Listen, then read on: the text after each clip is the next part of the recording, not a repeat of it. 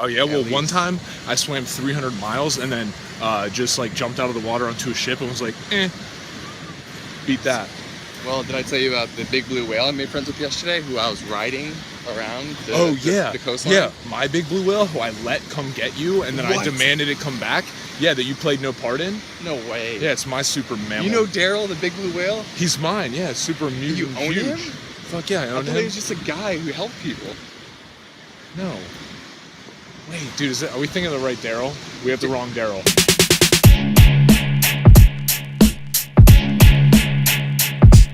What is going on, Zendude Nation? Today, we are going to be learning and going over again the fundamentals of how to jump rope, because you need to get these skills down before we start doing some of the more advanced stuff. So, you can't run if you can't walk.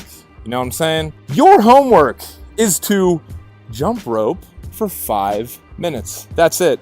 Continuously. Let's get into it, y'all. All right, dudes and dudettes. So to start off, guys, we're going to start with sizing your rope. Now, it's super important to have the right jump rope cable length. And as you can see here, you can measure that by stepping in the middle of the rope and pulling the handles up to your nipple or chest area. And as you can see, the rope handle should be right underneath my armpit. So as you can see here again, now the recommended size for your rope, guys, if you are 5'10" or taller, your rope cable, excluding the handles, should be 3 feet taller than your height.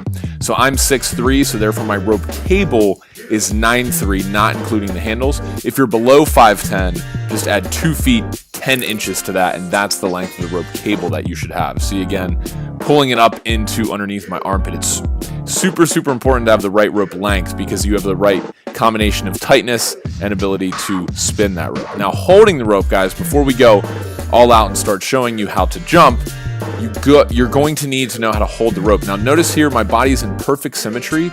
My wrists are jutting out to the sides of my hips directly, and jump rope is all about doing less. There is not a lot of movement involved, as you'll see here in a sec.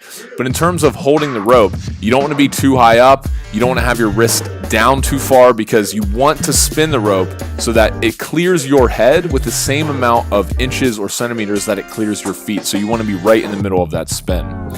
Always have your knees bent, guys. I cannot stress that enough. You don't want to be, having your knees locked, because that will definitely mess them up. You don't want to be having them, too low, because that would be a really hard way to jump rope.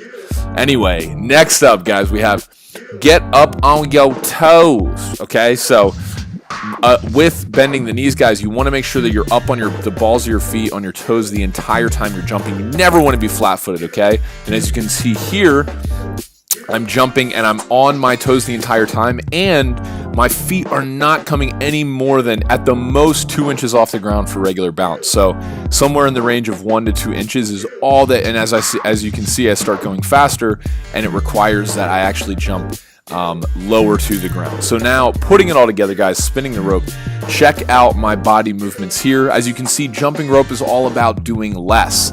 The only thing that's working here, guys, you'll see in a sec, my wrists. My wrists are controlling everything. I cannot stress that enough. Some people jump too high and do almost like a butt kick, and you really want to focus more on your wrists, and the feet will follow, I promise. So check out here the wrists. Notice how I'm spinning the rope with just using my wrists, and my shoulders and everything above my elbows has no movement, as you can see here from the side.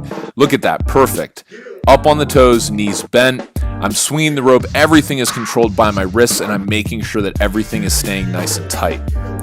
So go ahead, guys. Trust me, I was not, and Brandon was not that good when we first started, and that's totally fine. I know I say this in every video, but it just takes some practice. So next, what I want to talk to you guys about is how can you just start doing this? What I'd recommend is that you guys start practicing 3 to 5 minutes a day to just get the fundamentals down of this regular bounce, because this, from here, if you can spin the rope fast, you can not only get an awesome body, but you can do more tricks and make it challenging.